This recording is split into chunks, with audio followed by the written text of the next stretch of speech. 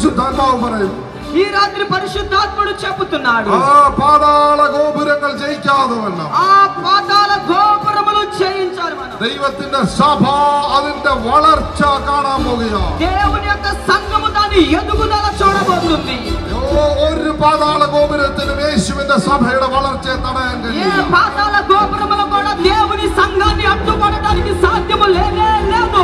പൈശാചിക ശക്തിയുടെ ഔദ്യോഗിക കേന്ദ്രമായ കൈസരിയിൽ നിന്നുകൊണ്ട് യേശു പറയുകയാണ്, ഞാൻ എന്റെ സഭയെ പണിയാൻ പോകുകയാണ്. పైశాచిక శక్తులు కలిగినటువంటి ఆ కేంద్రక కార్యాలయమైనటువంటి ఆ రోము ప్రదేశముల నుండి నా సంఘము నేను కట్టబోతున్నానని యేసు చెబుతున్నాడు. ഞാൻ എന്റെ സഭയെ പണിയാൻ പോകുകയാണ്. నేను నా సంఘమును కట్టెదను.